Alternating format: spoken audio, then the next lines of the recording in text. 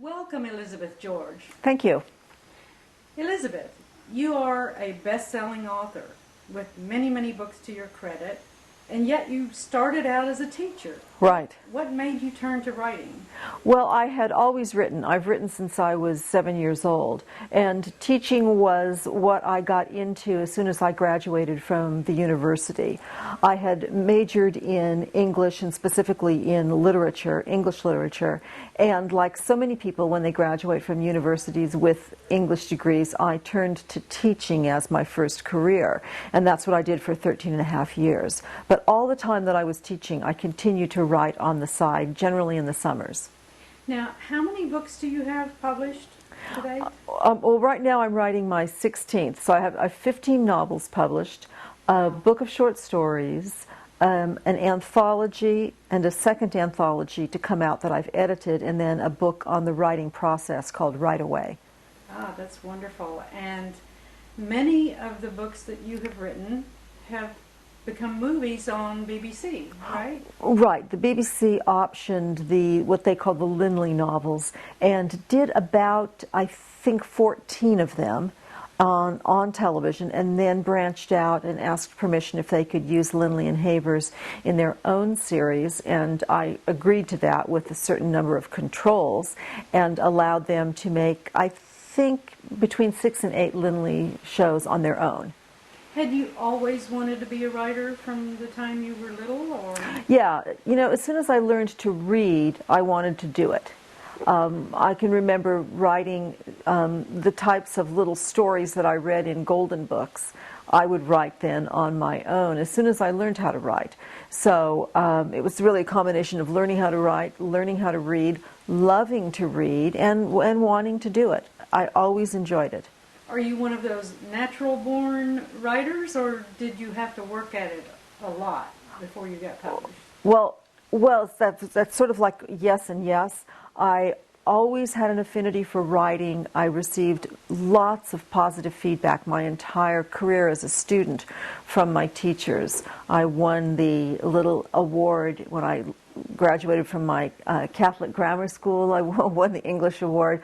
I won it again at high school for my senior English, and I always wrote short stories and articles and poetry and things like that, and got lots and lots of feedback for it, positive feedback.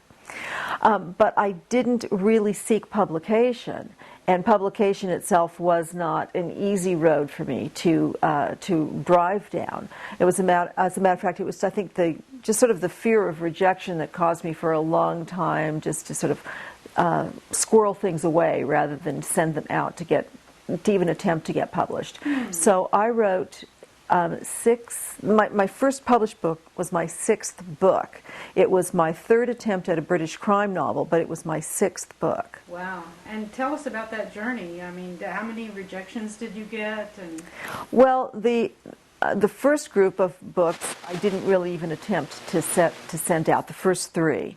So I began my attempt at getting published when I started writing the British crime novels. So I wrote the first one, which I very wisely called Something to Hide, and that's what I've done with it ever since. And that book was rejected by everyone who saw it, but 2 editors gave me really positive feedback in New York, and they gave me guided feedback, specifically Suzanne Kirk at Charles Scribner's. She liked my writing, but she told me that the type of mystery that I was writing wasn't really written anymore, because I had sort of used an Agatha Christie approach. You see, I have never read a lot of crime novels. I enjoy writing them, but I read them very rarely, mostly because it's a case of so many books, so little time, and there's so much to read, and I try to read very widely. So I don't read a lot, and at that point when I got into British crime novels, I had only read from the golden age of mystery. So I had read Agatha Christie, Niall Marsh, Marjorie Allingham, Dorothy L. Sayers, and all of those type of crime novels are written in an old-fashioned way, probably best described as the detective takes everyone into the library at the end and tells them, who committed the crime, and the killer is there and doesn't ask for an attorney, and things all get wrapped up in that way. And that was how I approached it. Once she told me that I was really not approaching it correctly, then I took a look at more modern crime novels and realized I was going to have to alter my approach. So then I did my second novel and then my third novel after that. Well, now you were born in Ohio, I believe. Right. And then you moved to California. Mm-hmm. And yet you write British crime novels. Was it difficult for you to capture the British? The whole sense of Yes. place and people. Well, initially, the very first one that I wrote, Something to Hide, is that particular book. I relied on two things: my memories of a trip that my husband and I had taken in 1971, I think it was, to England, and the slides that I had from that trip, because we weren't taking photographs, we were taking slides. And so I was actually holding these slides up to the light, trying to remind myself what everything looked like, because this was years and years later when I had been back to England a number of times, but I happened to be setting that particular story in an area of England in Yorkshire that I hadn't been to in a number of years.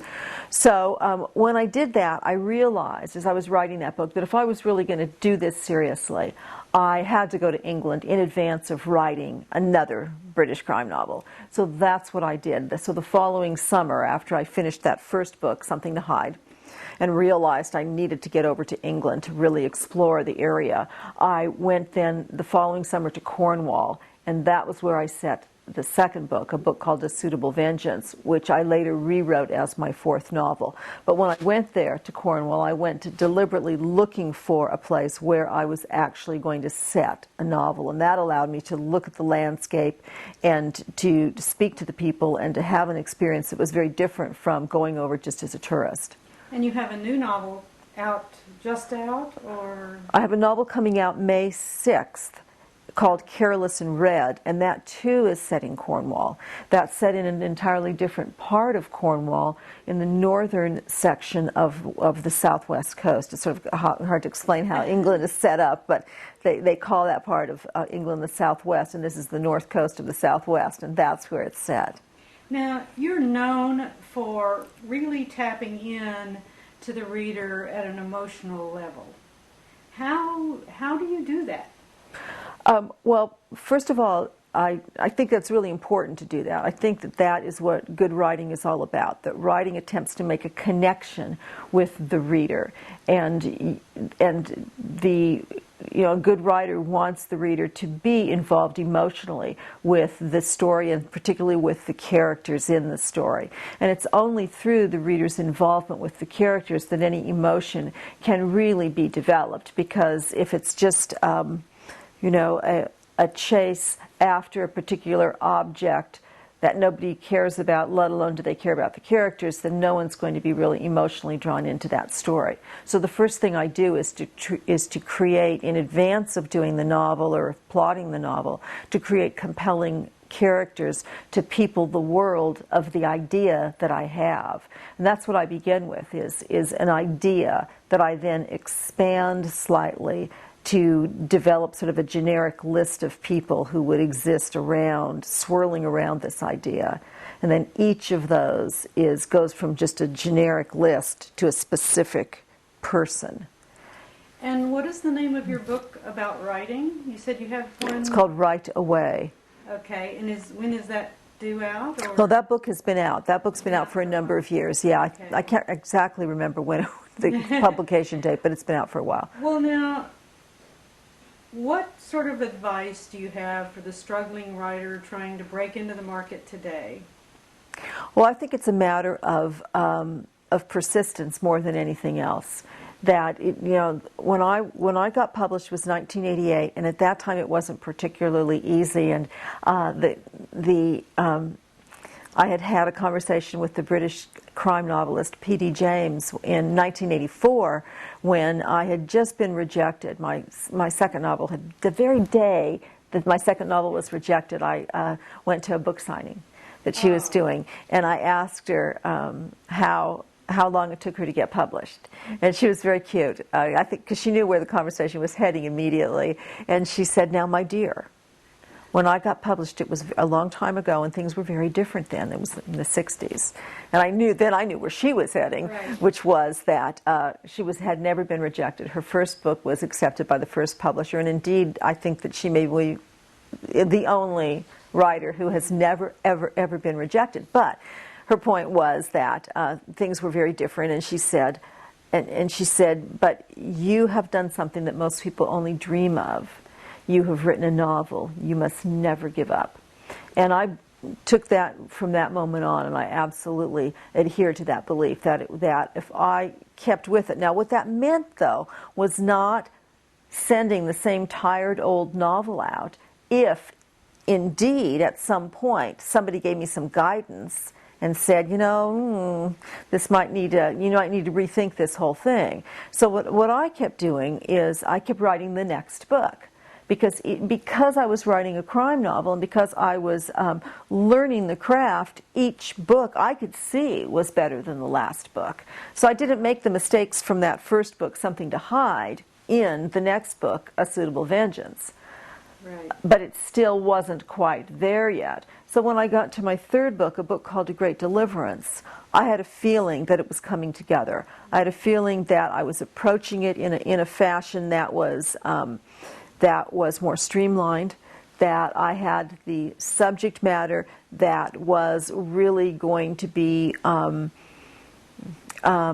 that was very topical and would be very compelling, and that I had come up with an approach that was sort of surefire, in that what I had decided to do was to take the reader's preconceived belief about a crime novel and use that against the reader.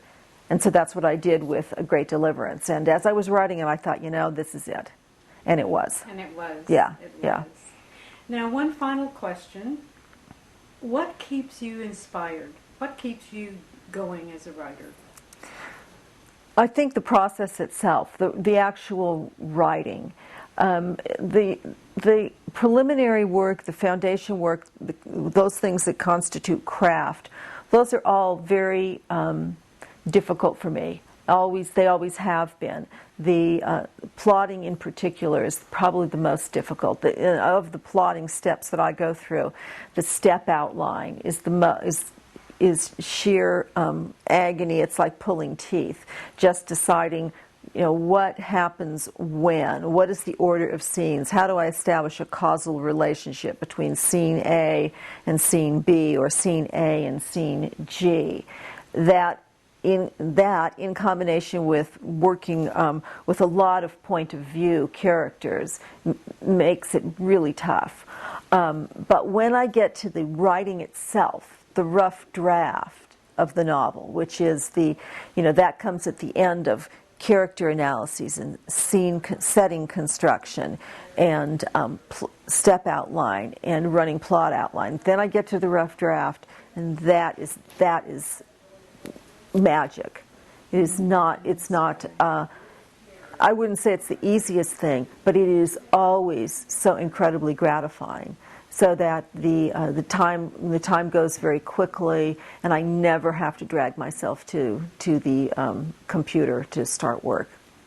Well, Eliabeth George, you certainly have inspired a lot of writers at the Whidbey Island Writers Conference, and we thank you very much for being here. Sure, thanks for having me.